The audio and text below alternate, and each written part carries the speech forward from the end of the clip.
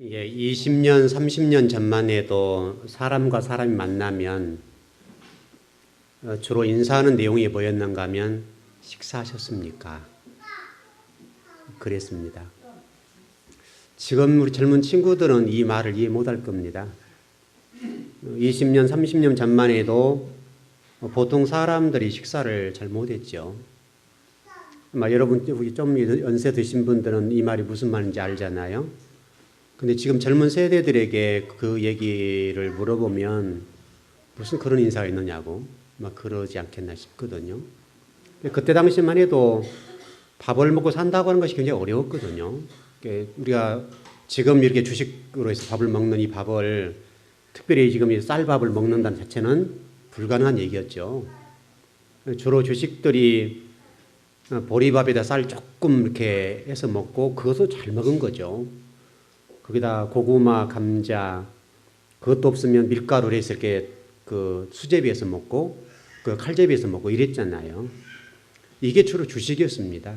그러니까 배를 고르니까 먹어도 배가 고프니까 밥을 먹어도 이렇게 많이 먹었잖아요. 근데 지금 만일에 이렇게 많이 밥을 먹는 사람이 이게 온전한 사람이 아니잖아요. 그래서 이제 우리 지금 아마 20대 친구들에게 그런 얘기를 해보면 그런 세상이 어디 있냐 이렇게 일 못할 겁니다. 지금은 우리가 그런 게 안 사니까. 같은 시대 공간 속에 살지만은 벌써 이 20대와 30, 한 50대만 차이 나도 50대만 돼도 또 60대 되면 더 말할 것도 없고요. 우리 지금 젊은 친구들이 이해하는 것은 어른들이 모르고 어른들이 말하는 것은 아이들이 모릅니다. 젊은 친구들이. 그래서 여러분 제가 저번 새벽 예배 때 이런 얘기를 좀 우리 새벽 예배 때 했었는데 요즘 젊은 친구들이 쓰고 있는 그 아이들, 청소년 쓰고 있는 헐이라는 단어를 아냐고 물어봤거든요. 그렇지만 다 이렇게 고개를 갸우뚱갸우뚱해요. 의미는 알죠, 의미는. 그게 뭐 좀 안 좋은 영어로 쓴다는 것도 아는데 우리 젊은 친구들은 헐이라는 말은 들으면 그냥 알잖아요. 금방 압니다. 그리고 여러분 그 말하는 것도 그렇고 언어 습관도 마찬가지고 글을 쓰는 것도 마찬가지인데 어른들이 글을 쓰는 것과 말하는 것과 우리 젊은 청소년, 청년들이 쓰는 말 자체가 다릅니다. 굉장히 축약해버리잖아요, 요즘은. 굉장히 축약하기 때문에 한참 생각이 무슨 뜻이겠구나 이렇게 이제 감을 잡는 거죠. 근데 젊은 친구들은 뭐 휴대폰에 이런 문자 오는 것도 그렇지만은 오면은 젊은 친구들 자기들끼리는 뭐 한국말이 아닌데 알아들어요, 그냥. 뭐 기억서 쓰고 니언도 쓰고 그러는데 그게 자기들끼리 뭔 말인지 안단 말이죠. 근데 우리 기성세대들은 그 말이 무슨 말인지 몰라요. 그냥 이 정도 말이겠네. 이 정도 수준이죠. 여러분이 한 50대 이상 되신 분들, 40대 중반 되신 분들 그거 아시나요? 우리 젊은 청소년들이 쓰는 말 아시나요? 잘 모르죠. 근데 여러분 성경은 어떨까요? 자, 지금 성경 얘기를 해보려고 그래요. 성경 얘기를. 지금 여러분 성경이 지금 적어도 물론 정경화되는 작업은 좀 다릅니다만은 우리 구약 성경이 기록된 것이 거의 한 3,500년 전 얘기거든요. 3,500년 전에 기록되어 있는 성경을 지금의 내가 인식하는 문자 체계와 언어의 습관과 언어의 지식 수준에서 이해하면 알아듣겠어요? 못 알아듣겠어요? 전혀 못 알아듣는다고요. 근데 지금 대부분이 우리가 성경을 읽을 때 지금 내가 알고 있는 문자 수준과 지식 수준에서 지금 우리가 통용되는 수준에서 성경을 이해해 버리는 거예요.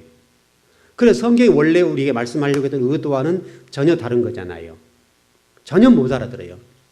못 알아듣고 지금 우리가 알고 있는 언어의 어떤 수준에서 성경을 보기 때문에 이해하고 해석하기 때문에 원래 하나님 우리에게 말씀하려고 했던 의도나 생각, 뜻과 계획 같은 것들은 전혀 다를 수가 있다고요. 완전히 180도로 다를 수가 있죠. 근데 우리가 지금 알고 있는 상태, 수준, 언어 습관, 문자 체계에서 성경을 이해하고 알려고 해요. 이게 이제 문제예요. 이제 여기에 이제 물론 목회자가 필요하겠죠. 성경을 공부하고 연구하고 또 공부해서 여러분에 전해줘야 되죠. 이게 참 어려운 거예요. 여러분 성경을 제가 여러분들 설교도 하고 성경을 가르치지만요. 진짜 어려워요. 이 성경을 알고 공부하고 또 공부하면 할수록 어려워져요. 처음 좀 우리가 좀 성경 좀 안다 했을 수준에서는 굉장히 많이 아는 것처럼 보이잖아요. 저도 이렇게 좀 생각해 보면 지금은 참 그때가 수준이 그랬구나 싶을 때가 있는데 한 18년 전에 제가 신대원생들을 이 성경을 가르쳤었어요. 그러니까 뭐 성경으로는 그때는 꽤나 이제 내놓으라 할 정도로 수준이 있었으니까 그때 뭐 신대원생들이 깜빡깜빡했어요. 이게 전사님 성경을 대단히 가르친다고. 왜냐하면 그때 뭐 성경을 다 꿰고 절수 꿰고 구석구석 있는 내용을 다 하니까 그걸 가지고 성경을 풀어나가니 어떤 전사님들이 깜짝 놀란 거죠. 왜냐하면 그때 성경을 꽤만 읽었잖아요. 근데 제가 이제 성경을 좀 깊이 공부해 보면서 참 그것이 너무나 수준이 낮다는 것을 알았어요. 그 정도는 도저히 초보도 안 되구나. 그 좀 안다고 좀 성경을 안다고 생각했는데 제가 성경을 계속 읽고 또 연구하고 지금 이제 세월이 한 18년 이상 흘러갔는데 지금 와서 제가 성경을 보니까 지금 너무 성경을 모르겠는 거예요. 지금에서는. 하나님의 깊고 오묘한 이 말씀을 너무나 모르고 무지하고 무식하구나. 지금 이제 깨닫는 거예요. 그리고 지금 저 성경을 꽤 읽었잖아요. 꽤 읽고 지금 엄청난 시간 동안에 성경을 매일 제가 아무것도 안 하고 성경만 공부하고 연구하는데 연구를 하니까는 모르겠는 거예요. 모르겠어요. 너무나 하나님 우리 말씀에 이랬던 의도와는 너무나 달랐고 알면 알수록 더 깊고 오묘하고 또 깊고 그래서 지금은 제가 성경을 공부할 때 모르겠군요. 모르겠습니다. 그리고 성도들이 여러분 내가 고백하잖아요. 여러분 제가 성경을 정말 모르겠습니다. 그리고 고백할 수밖에 없는 거예요. 정말 지금 모르겠어요. 하면 할수록 할 일이 많고 공부할 일이 너무너무 많으니까 정말 그 깊이 암 공부하고 이렇게 큰 이렇게 뭐 줄기 정도 많을 때는 성경을 꽤 안 것처럼 생각했고 하여튼 뭐 신대원에서 공부를 꽤 잘했잖아요. 성경에 대해서는 내놓으라 할 정도로 잘했잖아요. 근데 지금이 와서 제가 고백하는 거지만은 그 수천 년 전에 기록된 성경의 말씀들을 한자 한자 열어가는데 지금은 정말 모르겠어요. 정말로. 제가 여러분들에게 그냥 얘기하고 싶어서 얘기하는 게 아니라 하나님이 깊고 오묘하고 그때 당시 그 말씀 하나하나 이렇게 해가는데 이 하나하나를 문자를 열어가는데 열어가면 열어갈수록 저의 지성의 한계와 지식의 한계를 느낀다고요. 자료의 한계를 느끼고 너무나 모르겠는 거예요. 지금은요. 너무나 부끄러운 부분이지 하나님 앞에. 그러니까 이게 정말 너무나 지금 안타깝죠. 여러분들이 앞으로 성경을 이해할 때에 제가 최대한 공부하고 또 연구하고 공부해서 가르쳐 드리겠지만은 여러분들이 지금 알고 있는 문자체계나 언어 수준에서 그 상태로 성경을 안 봤으면 좋겠어요. 그 상태로 그냥 문자 그대로 해석하면 안 된다고요. 그러면 전혀 다른 얘기가 되어버리는 거예요. 그래서 아까 제가 모두에 말씀드렸던 것처럼 우리 어른들이 얘기했던 식사하셨습니까? 하는 얘기를 들으면 요즘 아이들은 뭐 배가 불러서 웬만하면 안 먹잖아요. 지금은요. 근데 당시에 우리 지금 50대 60대를 살아갔던 분들은 밥을 못 먹어서 그때는 배를 골았잖아요. 오직 한번 쌀밥은 제대로 먹었으면 좋겠다 생각했는데 지금은 쌀밥 먹으면 안 된다고 하잖아요. 이제는요. 너무나 이 탄수화물 많이 먹게 되고 하얀 거에 안 좋다 그래서 지금은 곡식 뭐 작곡을 넣어서 먹어야 된다 이렇게 되잖아요. 지금은. 근데 그때는 쌀밥 한 그릇 먹는 것이 정말 구정 때나 정말 그 뭐 신정 구정 때 이런 거 주로 구정 많이 했으니까 그때 뭐 추석 때나 그때 딱 한 그릇 그거 먹고 나머지는 뭐 고구마 먹고 감자 먹고 전부 그랬잖아요. 근데 지금 우리 청소년들이 그 어른들의 그 말을 이해할 수 있냐고요. 못해요. 지금 한 30년, 20년 전 얘기인데도 불구하고 이해를 못하는 거예요. 그때 당시에 사람들은 그때 식사하셨습니까? 라고 하는 그 말을 이해하잖아요. 그런데 지금 젊은 청년들이 그때 당시 언어를 이해 못하고 그 이해를 못한 얘기를 똑같이 알아듣는 말을 못 알아듣는다고요. 여러분 오늘 본문의 말씀을 좀 이렇게 접근해 보려고 합니다. 이 씨 뿌리는 자의 비유는 이 사복음서 가운데 공간복음이라고 그러는데 마태, 마가, 누가복음을 공간복음이라고 그래요. 이 공간복음인데 이 세 복음서에 똑같이 나왔어요. 씨 뿌리는 자 비유가 마태, 마가, 누가복음에 똑같이 나왔다고요. 나왔는데 그 내용을 보게 되면 마가복음이나 뭐 누가복음 다 마태복음 다 마찬가지인데 이 말씀이 나오기 전에 배경이 있어요. 왜 예수님께서 이 씨 뿌린 자의 비유를 말씀하셨는가에 대한 배경 설명이 있다고요. 그 내용이 무엇인가 하면 예수님께서 마가복음에도 이런 말씀을 하고 있어요. 그 어머니와 동생들이 고륙이겠죠. 고륙들이 찾아와서 얘기를 하는 부분들과 제자와 관계 속에서 이루어진 일들인데 그때 예수님께서 이런 말씀하셨어요. 지금 여러분 생각하면 예수님 굉장히 불효자라고 생각할 수 있는 언어거든요. 지금 제자들이 예수님께 물어요. 이게 물었을 때에 예수님 말씀하시기를 누가 어머니며 누가 내 형제냐, 내 고륙이냐, 그 얘기하죠. 그 얘기를 합니다. 그래서 오늘 본문의 내용이 그러면 뭔가 지금 예수님께서 말씀하셨던 내용인데 이 씨 뿌린 자의 비유는 그러면 누가 어머니고 누가 고륙이냐라고 하는 말의 핵심을 설명하는 거잖아요. 그러니까 오늘 지금 예수님 말씀하려고 하는 핵심적인 내용이 무엇인가 하면 누가 정말 예수님의 자식이냐, 하나님의 자식이냐 이 말을 하고 있는 거예요. 누가 정말 하나님의 자녀고 누가 정말 구원받은 백성인가 그걸 지금 설명하고 있다는 거예요. 다른 얘기가 아니라. 물론 예수님께서 우리의 가슴을 뚫고 들어오신 말씀이 있죠. 씨를 뿌리겠죠. 뚫고 들어오신 말씀이 있지만 핵심적인 내용은 뭐냐면 누가 구원받은 사람이냐, 누가 하나님의 자식이냐 지금 이 얘기를 하고 있는 거예요. 여러분이 오늘 예배를 드리면서 절대로 잊지 말 것은 내가 지금 이 즐거운 교회 예배당에 와 있기 때문에 나는 구원받았다. 나는 하나님의 자녀다. 이 생각은 아니라는 거예요. 우리는 이제 그냥 교회에 와서 예배 드리면 구원받았다. 이렇게 생각할지 모르는데 절대로 그렇지 않다는 거예요. 자, 우리 성경을 한번 펴보셔서 보시죠. 여러분 지금 13장을 보셨으니까 2절을 한번 보시죠. 2절을. 자, 그럼 다시 한번 읽어보시죠. 자, 시작. 예수께서 배에 올라가 앉으시고 온 무리는 해변에 서 있더니 자 13장 2절에 보니까 큰 무리가 그에게로 모여들었다. 그렇게 돼 있죠. 자 마가복음을 한번 볼까요. 4장 1절입니다. 여러분 공통적으로 핵심적인 내용이 하나 있을 겁니다. 그걸 보셔야 됩니다. 마가복음 4장 1절. 예, 같이 한번 합독할까 시작. 예수께서 다시 바닷가에 가르치시니 큰 무리가 모여들거늘 예수께서 바다에 떠 있는 배에 올라 앉으시고 온 무리는 바닷가 육지에 있더라. 자, 누가복음 8장 4절입니다. 누가복음 8장 4절입니다.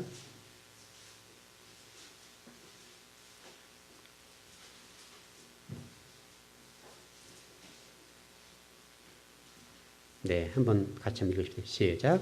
각 동네 사람들이 예수께로 나와 큰 무리를 이루니 예수께서 비유로 말씀하시되 여기 공관복음 세 군데 똑같이 나온 말씀이 어떤 말씀이죠? 큰 무리가. 그러니까 여러분 절대 잊지 말고 공관복음에 공통적으로 나온 말이 큰 무리인데 큰 무리가 모였다. 예배당에 예배 드렸다. 고로 구원받는다. 고로 하나님의 자녀다. 이 말은 성립되지 않는단 말이에요.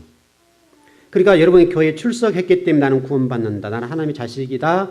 라고 이해하면 안 된다. 이렇게 좀 설명이 되거든요. 그러니까 좀 그렇다고 한다면 지금 여기서 여러분 이해할 것은 큰 무리들이 좀 전부 다 공관복음 모두에 모였다라고 되어 있는데 그러면 예수님이 모여든 이유가 뭐예요? 목적이 뭐예요? 왜 모여들었을까요? 여러분 그걸 보셔야 된다고. 마태복음 12장의 말씀을 보니까 이런 말씀이 있습니다. 손 마른 자를 고쳐주는 장면과 귀신 들려 눈멀고 말을 못하는 사람을 고쳐주는 장면이 나옵니다. 거의 다 공관복음 전체에 그렇게 되어 있고 서기관과 바리새의 세인들도 이렇게 얘기합니다. 마태복음 12장 38절에 보니까 선생님이요 우리에게 표적 보여주시길 원하나이다. 이렇게 좀 되어 있습니다. 그러니까 좀 정리해 보면 어떤 큰 무리들이 예수님을 따랐고 모여들었는데 예수님을 따른 목적이 무엇이었는가 하면 뭐겠어요? 표적을 보고 병을 낫고 내 문제를 해결해 주고 내 불행을 행복으로 만들어 주고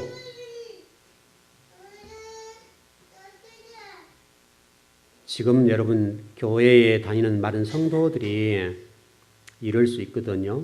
이때 지금 예수님께서 뭐라고 말씀하셨는가 하면 12장 39절에서 마태복음 악하고 음란한 세대가 표적을 구하나 선지자 요나의 표적밖에는 보일 표적이 없느니라. 지금 자기의 어떤 목적, 예수님을 통해서 병을 고치고 돈을 벌고 사업이 잘 되고 성공하고 명예를 얻고자 모여들었는데 예수님은 어떻게 답변하셨는가 하면 복음을 가지고 설명했다요. 복음이 뭐냐? 복음이 뭐냐를 설명하면서 나는 지금 너희들의 요나의 표적밖에 보일 게 없다라고 설명했다고요. 무슨 얘기냐면 예수님이 십자가에 죽으셔야 된다는 거예요. 예수님이 십자가에 죽으셔야 된다는 거예요. 요나가 여러분 큰 물고기 뱃속에 3일 동안 있었던 것처럼 예수님이 십자가에서 죽으셔서 땅에 묻혀야 된다는 거죠. 그 복음의 본질을 설명하고 있는 복음의 본질을.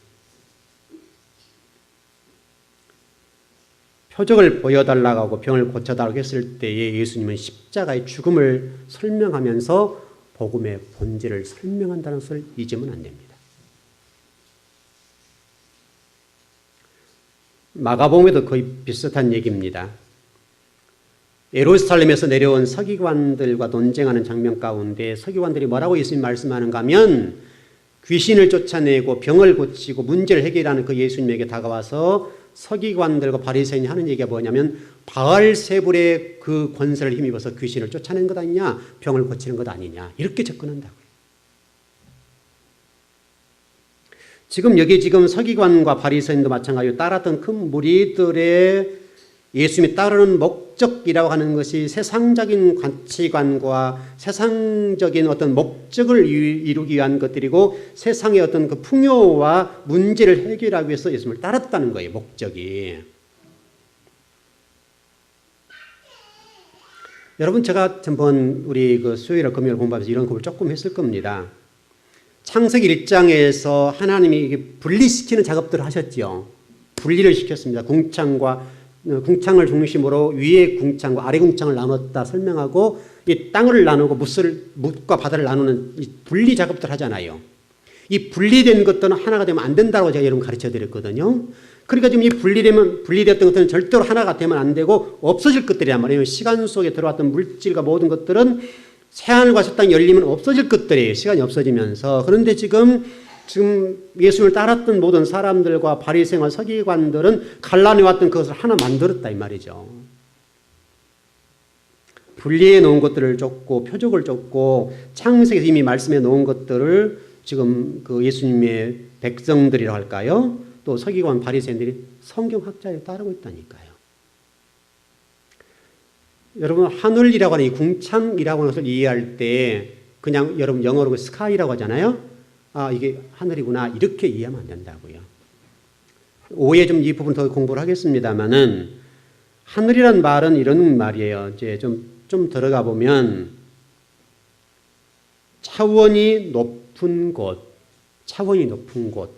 이렇게도 이해할 수 있고 높다 우러러보는 높은 곳을 말한다 이렇게 돼 있거든요. 그래서 여러분 궁창이라고 하는 것은 웅덩이와 같은 것들인데 물을 담아놓는 그런 것들이잖아요. 이제 그런 것들하고 관련되어 있으니까 하나님의 높으신 하나님 말씀을 담아놓은 어떤 공간 이렇게 이해할 수도 있겠고요.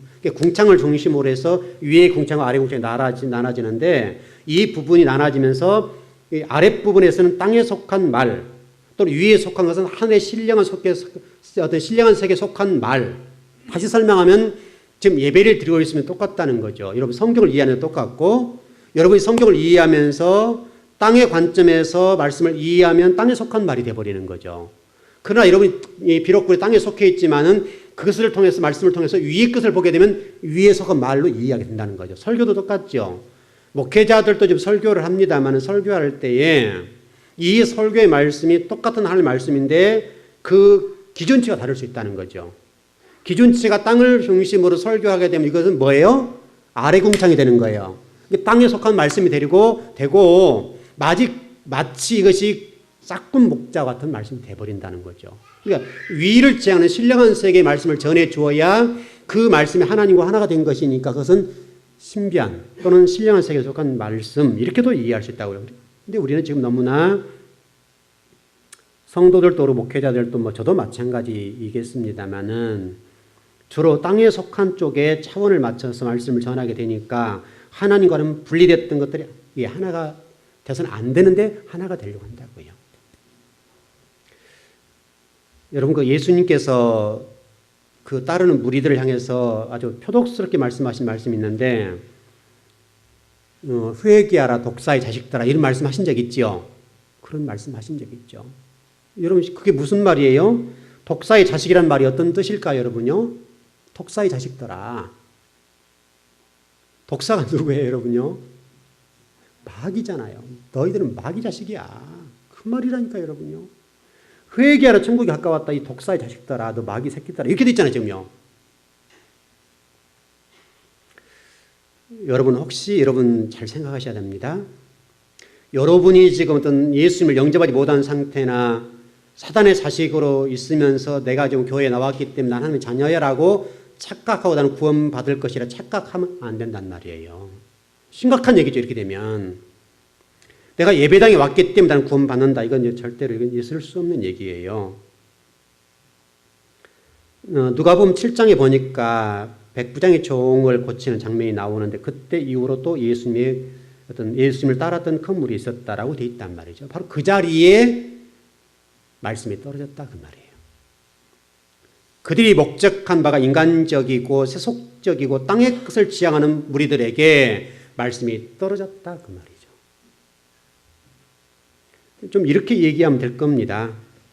그 많은 무리를 향해서 예수께서 말씀하신 핵심이 뭐냐면 너희들을 나를 주님으로 믿고 있고 하나님 믿고 있고 나를 따르냐라고 말씀하시면서 너희들이 나를 쫓는다고 나를 따른다고 지금 너희들이 나를 찾아오고 나를 따라오지만 너희들은 옥토인 줄 아냐? 옥토 아니고 너희는 가짜야. 너희는 사단의 자식들이야. 이렇게 지금 표독스럽게 말씀하고 있다는 거예요. 여러분 그걸 놓쳐버리면 안 된다고요.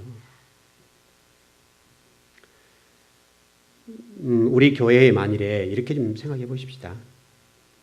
갑자기 우리 교회에 막 성도들이 구름대처럼 몰려온다 합시다. 그냥 막 몰려오는 거죠. 몰려오는데 왜 몰려온가 봤더니 제가 불의의 종이 되어 있는 거예요. 어느 날 갑자기 성령의 뜨거운 은혜를 받아서 말씀 막 전하니까서 암병이 막 나와버리고 안진배가 일어나고 이렇게 되는 거죠. 그리고 뭐 갑자기 사업을 했던 분이 갑자기 뭐 천억대의 돈을 벌고 막 이렇게 되게 소문이 났다고요. 그러니까 성도들이 막 환호를 하면서 우리 목사님 불의 사자라고 막 소문을 내니까 사람들이 구름대처럼 몰려드는 거예요. 그러니까 이 자리가 지금 몇 부에 드려야 된다 지금. 그러니까 이 자리를 차지하려고 그냥 일찍 새벽부터 와가지고 줄을 서서 예배당에 들어오고 막 난리가 난 거죠 지금. 막 병이 나가고 암병이 날아가고 막 이렇게 되니까 막 몇 부 예배를 드리는데도 불구하고 목사님 더 예배를 더 드려주세요. 난리가 났다 생각해 봅시다. 그러면 그게 뭐예요? 성도들이 모여드는 목적이 뭐냐고요? 하나님의 나라와 하나님의 교회를 세우기 위해서 진리를 진리되게 하는 그것 때문에 모여들었냐 이거예요. 내 인간적인 육신적인 그 무엇을 취하기 위해서 모여든 것에 불과하지 않냐 이거죠. 지금 그 얘기죠 여러분. 인천에 여러분 우리 교회인들도 좀 책도 보시고 그런 분들 계시는데 어떤 모 교회에 어떤 목사님이 밤새도록 기도하신 분이에요. 이분은 성경을 모르는데 기도만 하신 분이에요. 그게 뭐 은사 체험을 하기에 신령한 세계를 봤어요. 성경을 모르니까 그게 뭔지를 모르잖아요. 그게 은사가 잘못 나가는 거예요. 은사가 일어나고 막 성도들이 성령의 체험을 했는데 그러니까 성도들이 막 병을 낫고 은사 체험하니까 성도들이 막 구름대처럼 모여들었어요. 그리고 뭐 조그마한 지하 교회에 있다가 갑자기 교회가 커진 거죠. 성도들이 막 모여든 거예요. 막 모여들었어요. 근데 지금은 이제 그 교회가 이단으로 판명이 났어요. 지금은.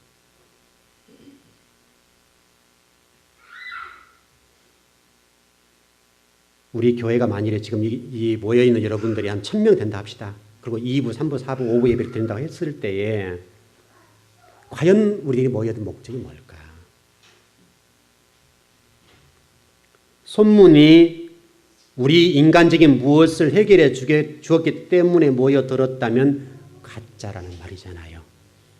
여러분 맞는 얘기죠? 가짜다 이게 가짜다. 예수님 당시도 똑같다는 말이죠. 지금 그렇게 지금 예수님 당시 모여들었다 이거예요. 여러분 지금도 여러분 용서하고 들으십시오. 또 이 영상을 들으시는 뭐 대형교회 목사님들이 좀 기분 나빠할지 모르겠는데 좀 대형교회 출석하는 성도들에게 제가 얘기를 좀 물어보거든요. 집사님, 권사님은 왜 그 교회에 출석하시나요? 물어보면요. 목사님 편하잖아요. 편하잖아요. 부담이 없잖아요. 주로 얘기가 지금 그런 얘기예요. 그리고 목사님 프로그램이 너무 좋아요. 프로그램이. 너무 프로그램이 좋아가지고 너무너무 좋다는 거예요. 모든 성도가 다 그런 것은 아니겠지만은 누군가의 간섭을 받기 싫고 부담이 없어서 편해서 프로그램이 좋아서 대형교회를 출석한다고 한다면 그것은 가짜라 그 말이죠. 여러분 맞는 얘기입니까? 제가 지금 설교를 잘하고 있는 겁니까? 오늘 대형교회 목사님들이 이 본문의 말씀을 가지고 설교를 한다면 이렇게 해야 될 거예요. 여러분들이 작은 교회에 출석해서 부담스럽고 헌금을 내야 되고 헌신해야 되고 충성해야 되고 몇 가지 일을 해야 되기 때문에 힘들어서 우리 교회에 오셨습니까?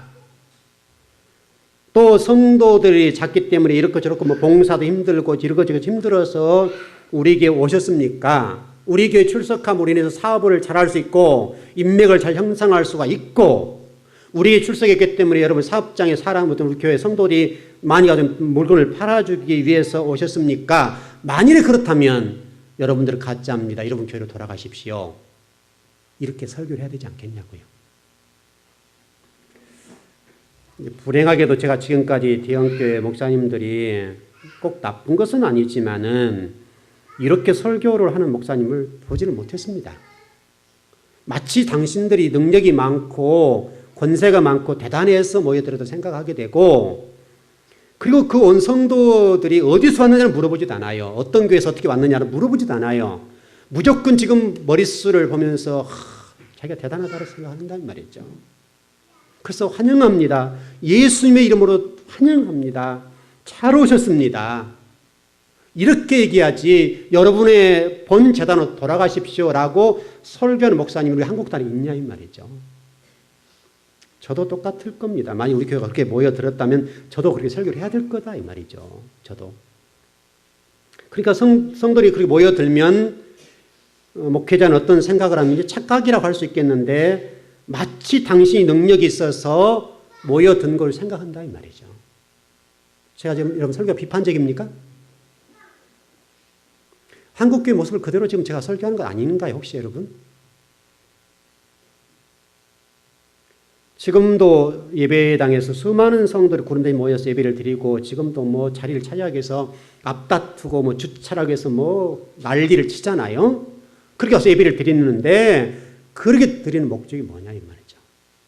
또 그 성도를 바라보는 죄종의 입장은 뭐냐 이거죠. 마치 그것이 예수님을 따르던 큰 무리들이 모여들었는데 그 목적이 뭐냐면 병 고치기 위해서 사업 잘 되기 위해서 복을 받기 위해서 모여들었다고 한다면 그것은 아니라 이거죠. 그건 가짜다. 지금 예수님께서는.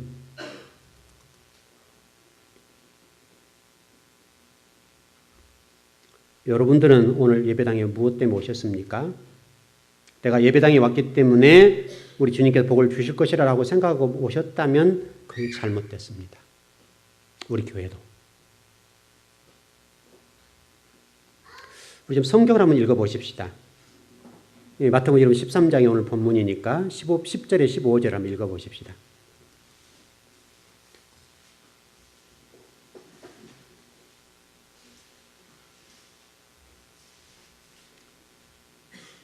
마태복음 13장 10절에서 15절입니다. 예, 같이 한번 시작. 제자들이 예수께 나와 이르되 어찌하여 그들에게 비유로 말씀하시나이까? 대답하여 이르시되 천국의 비밀을 아는 것이 너희에게는 허락되었으나 그들에게는 아니 되었나니 무릇 있는 자는 받아 넉넉하게 되되 없는 자는 그 있는 것도 빼앗기리라. 그러므로 내가 그들에게 비유로 말하는 것은 그들이 보아도 보지 못하며 들어도 듣지 못하며 깨닫지 못함이니라. 예사야의 예언이 그들이 이루어졌으니 이루었으되 너희가 듣기는 들어도 깨닫지 못할 것이요 보기는 보아도 알지 못하리라. 이 백성들의 마음이 완악하여져서 그 귀는 듣기에 둔하고 눈은 감았으니 이는 눈으로 보고 귀로 듣고 마음으로 깨달아 돌이켜 내게 고침을 받을까 두려움이라 하였느니라. 여러분 이 말씀은 이사야서 6장 9절에서 13절의 말씀을 예수님이 인용한 말씀입니다. 말씀인데 여러분 제가 전부 공부할 때 좀 말씀 가르쳤던 내용들이죠. 이사야 선지자를 우리 하나님 부르시면서 이사야 선지자가 이렇게 명령합니다. 너 이스라엘 백성들로 가서 이렇게 해야 돼. 예, 어떻게 해야 됩니까? 가서 그들에게 복음을 전할 때 그들의 마음을 둔하게 만들어 눈은 보이지 않도록 해. 귀는 감겨버려. 이게 지금 하나님이 해야 될 일이냐고요. 백성들이 가서 말씀을 전하면 이게 둔했던 영혼들을 열어줘야 되고 눈이 안 보이면 눈을 열어줘야 되고 안 들리는 귀를 열어줘야 되잖아요. 근데 이사야 선지자에게 소명을 주시면서 하시는 말씀이 우리 생각과는 전혀 다르다고요. 전혀 다르다. 네가 해야 될 일은 그들에게 가슴을 답답하게 만들어줘야 돼. 둔하게 만들어야 돼. 오늘 말씀처럼 말씀을 들어도 못 알아듣고 깨닫지도 못하고 뭔 말인지 못 알아듣게 해버려야 된다 이 말이죠. 그 내용을 인용하신 말씀이 오늘 본문이에요. 그래서 오늘 그 이사야서 말씀을 끄집어다가 예수님이 13장에 말씀하시면서 그 지금 말씀을 하고 있다는 거예요. 지금 여러분 오늘 예배를 드리면서도 지금 목사님 뭔 얘기하는 거야 지금 저 얘기가 지금 이게 안 들릴 수 있잖아요. 도대체 저 말이 뭔 말이야 저 말이. 교회 왔으면 딸 구원해 주셔야 되고 교회 왔으면 복을 주시고 교회 있으면 사업도 잘 되게 만들어주고 모든 만사 형통하게 만들어주는 것이 아버지지 무슨 얘기를 하고 있는 거야 지금. 이렇게 지금 생각할 수가 있다는 거예요.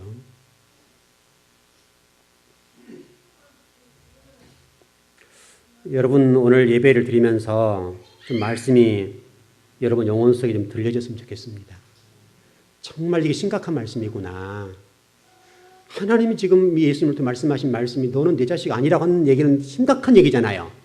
나는 구원받은 걸 생각하고 나는 교회당에 와서 예배를 드리면 하나님의 자녀라고 생각하고 교회에 왔는데 예수님께서 지금 말씀하신 걸 보니까 좀 심각한 얘기잖아요. 너는 내 자식 아니야. 예를 들어서 여러분 자녀들이 있다 합시다. 자녀들이 있는데 지금 자식들은 지금 여러분들이 자녀라고 생각하고 알고 있는데 오늘 갑자기 부모님 선언하기를 너는 내 자식 아니야. 집 나가. 이렇게 한다 이 말이죠. 그게 똑같은 얘기잖아요 지금. 근데 바로 그런 내용들입니다. 예수님 지금 오늘 본문의 내용을 보게 되면 밑에 우리 10절 15절 보니까 큰 무리들을 낳아놓고 예수님이 어디로 가셨어요? 제자들이 있는 곳으로 가서 하는 얘기가 지금 이사야의 말씀을 통해서 저들은 지금 귀 멀고 눈 멀고 가슴이 답답한 사람들이고 가슴이 둔해서 내가 뭔 말인지 모르고 저들은 지금 나를 쫓는 이유를 몰라. 지금 그 얘기를 하고 있는 거라 이 말이죠. 그러니까 지금 여러분들이 예배당에 와서 말씀이 들려지고 지금 하나님 나라와 진리 말씀을 따라서 산다고 하는 것이 얼마나 복이냐 이 말이죠. 왜냐하면 이 지구상에 있는 모든 것들은 다 없어진다 그랬잖아요. 우리 베드로후서 3장 12절입니까? 하나님 모든 걸 다 녹여버린다. 불로 다 녹여버릴 거야. 마치 소돔 고모라 땅에 유황불을 가지고 확 녹여서 지금 그 사이 바다를 만들어버린 것처럼 내가 이 세상을 심판할 때 이 지구상의 모든 걸 다 녹여버릴 거야. 우리 지난 금요일에 이런 공부했잖아요. 우리 질소와 산소적인 얘기를 좀 설명하면서 천지 창조의 궁창 가운데 하나님 만드셨다고 말씀하시면서 궁창을 만드셨다는 얘기가 뭐냐라고 했을 때 궁창 안에는 아무것도 없는데 우리가 보여지는 게 없지만 그 안에 산소와 질소가 있는데 이 질소와 산소의 비가 80대 20이다.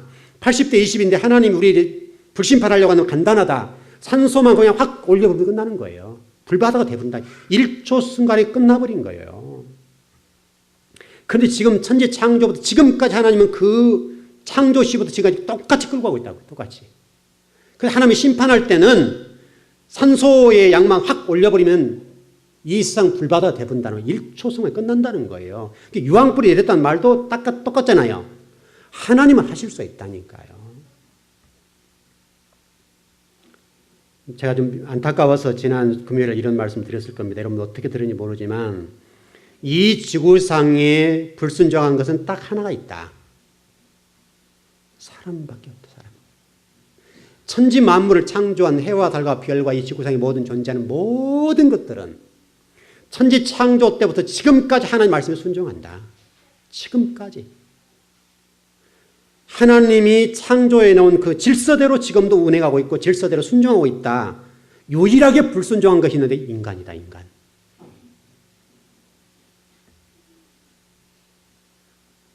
여러분 생각해 보세요. 불순종이 뭐가 있습니까? 해가 불순종합니까? 달이 불순종합니까? 별이 불순종합니까? 이 나무가 불순종합니까? 이 마이크가 불순종합니까? 이 옷이 불순종합니까? 제가 그래서 금요일 날 제 옷을 설명하면서 여러분 제가 이 옷을 입고 나왔는데 이 옷이 제가 입으려고 할 때 주인님 아니에요. 아니 해본 적 있냐고. 이 옷은요 제가 입는 대로 순종한다고요. 안경도 마찬가지예요. 지금 이 수건도 이게 지금 제가 들면 들려지고 놓으면 놓는 거잖아요. 순종한다고요. 이 지구상에 피조된 모든 것 가운데 사람만 유일하게 불순종해 하나님 앞에. 만물 영장이라고 하는 좀 의미를 부여하고 좀 더 좋게 만들어 놨던 그 인간만이 불순종하는 거예요. 그러니까 하나님을 찬양하고 우리에게 좀 부여해 세상을 다스리고 지배하도록 하는 그 무엇을 주었는데 그것까지 하나님을 대항하고 불순종하는 도구로 삼았다는 거예요. 여러분 생각해 보세요. 지구상에 있는 것 가운데 어떤 것이 예수님 앞에 하나님 앞에 불순종한 게 있는가? 하나가 없다. 하나가. 예배당에 모여들었다. 그래서 성도다 구원받았다. 우리 주님은 단호하게 설명합니다. 이때 당시 예수님 앞에 모여들었던 많은 사람들은 유대 사회에서는 상당하게 피해를 감수하고 모여들었을 겁니다. 유대인들 가운데 예수님 영접했다는 자체는 유일신을 섬기는 그들에게는 이게 굉장히 이단화적인 입장이거든요. 이단화적인 입장인데 그 모든 것을 감수하고 모여들었어요. 근데 예수님이 그들은 가짜야. 이렇게 설명했다는 거예요, 지금. 여러분 그 사도행전에 보면 이런 말씀 있죠. 성전 미문에 앉아있는 안진뱅이. 잘 아시죠? 여러분 그 안진뱅이가 매일 와서 한 일이 뭡니까? 한 일이 뭐예요? 이 그릇 하나 들고 성전에 드나드는 사람들에게 이 그릇 좀 채워달라는 얘기했잖아요. 근데 왜 하나님께서 이 성전 미문에 안진뱅이 얘기를 해놨겠냐 이거예요. 우리 얘기를 하는 거죠, 우리들이 지금 예배당에 오는 목적이 너희들 지금 사도행전에 나오는 성전에 앉은 안진뱅이 같은 그 성전 미문에 앉은 안진뱅이가 아니야, 이거 안진뱅이가. 그 안진뱅이가 소원했던 게 뭐예요? 모든 사람들이 그릇만 채워달라는 얘기잖아요, 그릇만. 복을 달라는 거잖아요, 복을. 그러니까 베드로가 뭐라고 그랬어요? 내가 너에게 그릇 채워줄 것은 없어. 근데 내가 너에게 한 가지 줄 거 있어. 생명 줄게. 내가 금과 은은 없지만은 내가 너에게 줄 거 있는데 너 나사렛 예수 그리스도를 명하노니 일어나 걸으라. 그랬어요, 안 그랬어요? 그렇습니다. 지금 그 얘기를 하고 있는 거예요, 지금 그 얘기를. 여러분들이 지금 이 교회당에 예배당에 와서 예배를 드리는 이유가 뭡니까? 말씀을 좀 알아듣고 좀 말씀을 또 배워서 진리에 대해 근거해서 살려고 모였습니까? 아니면 복음을 위해서 왔습니까? 아니면 하나님 나라와 의를 위해서 정말 주님이 우리에게 부탁했던 그 간곡한 말씀들을 한 말씀이라도 이루기 위해서 왔습니까? 아니면 어떤 복을 위해서 건강을 위해서 내 어떤 소원을 이루기 위해서 내 형통함과 평안을 위해서 예배당에 왔냐 이 말이에요. 만일 그런 목적으로 왔다면 그것은 성전 미문에 앉아있던 안진뱅이라 이거예요. 우리들에게 지금 오늘 즐거운 교회에서 예배드린 여러분들은 적어도 성전 미문에 앉아있는 안진뱅이는 아니었으면 좋겠습니다. 그를 더 버리고 성전에 들어가서 복음을 받아들일 거 아니냐 이 말이죠. 생명을 주니까 걸어버렸다고 그랬다고요. 내가 너에게 금과 은을 줄 것이 없지만은 내가 나에게 있는 것을 너에게 주노니 나사렛 예수 그리스도를 명하노니 걸어라. 이게 복음이 아니고 뭐냐 이거. 이게 복음이라 이거죠. 지금 교회가 지금 그렇다는 거예요. 교회가 마치 그릇을 채우고 복을 받기 위해서 하나님 좀 더 큰 그릇 줘서 좀 채워주세요. 이런다는 거예요. 이게 지금 성전 미문에 앉아있는 안진뱅이 얘기 아니냐 이 말이죠. 요즘 그 목회자 가운데 능력 있는 목회자를 어떻게 좀 치냐면요. 참 불행한 얘기입니다만은 이렇게 좀 이해를 하면 될 것 같아요. 한 500명 모이는 교회에 청빙을 받아 어떤 목사님이 갔다고 한다면 빠른 속도로 1년 안에 2년 안에 1000명을 세워놓으면 그 목회자를 어떻게 평가합니까? 우리 목사님 능력이 많으셔. 이렇게 좀 얘기하고 있다는 거예요. 그러면 여러분 생각해 보세요. 가짜들 모아놓고 지금 뭐 하겠다는 거예요, 지금요? 가짜들 뭐 하겠다는 거예요. 한 명이라도 예수님의 십자가를 지고 죽을 수 있는 성도를 만들어 놓는 것이 하나님의 나라고 교회지. 가짜들 1000명 모이면 모이고 10,000명이 모이면 모이고 10만 명이 모이면 뭐 하냐는 거예요 지금. 여러분 제가 작은 교회를 섬기기 때문에 하는 얘기가 아니에요. 저는 작은 교회를 생각해 본 적이 없으니까. 그게 타락이죠 여러분. 그 타락 아닙니까?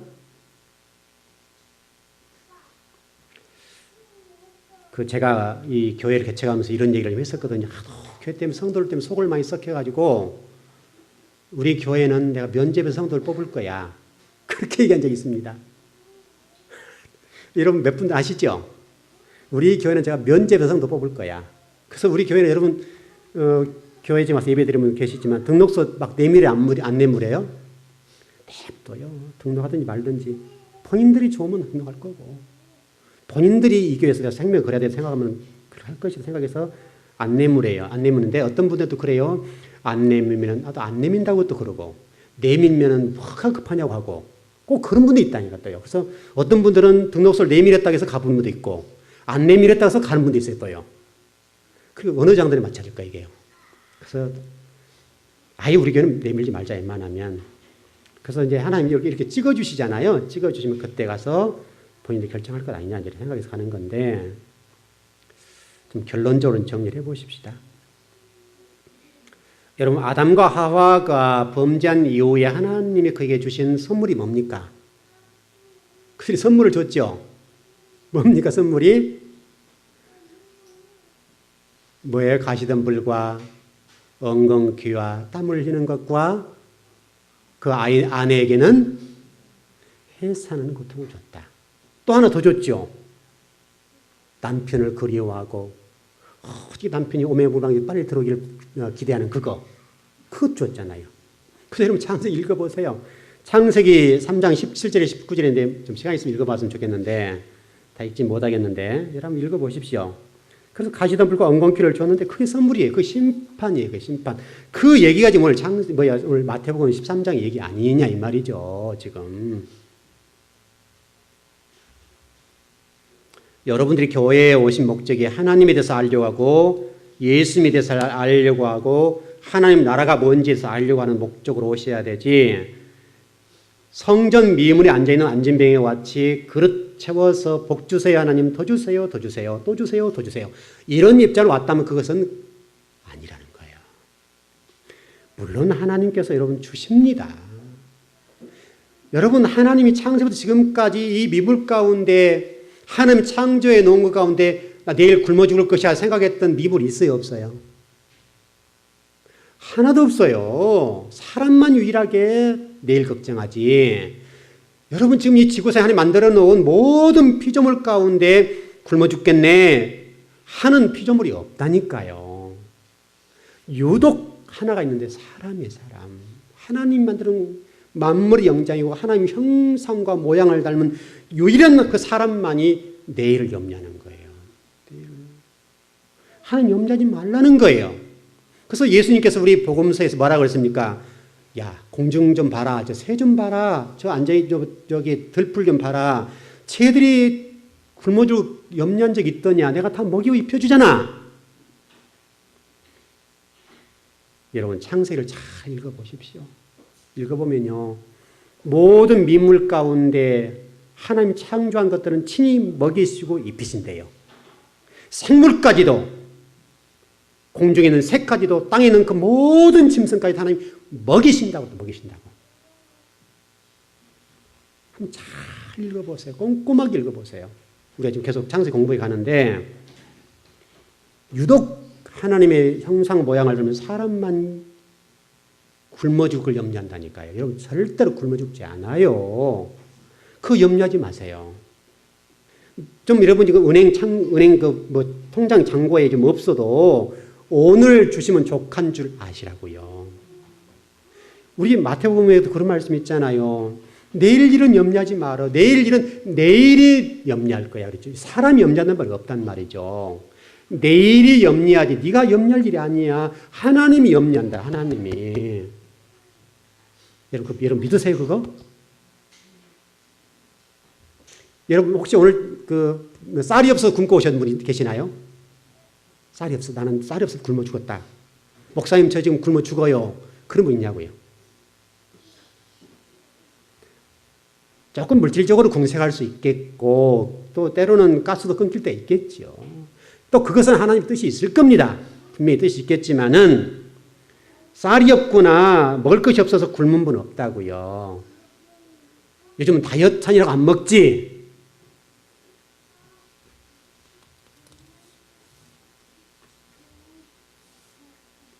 좀 결론을 말씀드리겠습니다. 여러분들이 오늘 교회를 오셨는데 교회에 오시면 성전 미문에 앉아있는 어떤 자와 같이 어떤 복받는 그릇을 좀 큰 것, 금그릇 큰 것 받기 위해서 교회에 오셨다면 잘못 오셨어요. 그건 아니에요. 그것은 가짜예요. 가짜. 그러니 여러분 지금 한국 교회가 뭐 1000만 명, 1200만, 뭐 800만 얘기하지만 1200만 성도 가운데 진짜가 몇 명 있겠어요? 진짜가. 그러니까 이러면 알고 쭉정이 이게 나오는 거예요. 그래서 알고 쭉정이 교회가 타작마당이라는 말이 그래서 맞는 거예요. 여러분들은 알고 계셨으면 좋겠습니다. 정말 여러분들은 주님이 원하시는 성도였으면 좋겠습니다. 성도는 많지가 않아요. 그 복을 꼭 누리십시오. 그건 누리셔야 됩니다. 그거 누리면 나머지 하나님이 여러분 책임져 주셔요. 염려하지 마시고 걱정하지 마시고 먹을 것 마실 것 입을 것 때문에 참문 이루는 일이 없길 바랍니다. 아버지가 그거 어련히 알아서 해주실까요? 그런 복과 은혜가 여러분이 믿어지길 바랍니다. 기도하겠습니다.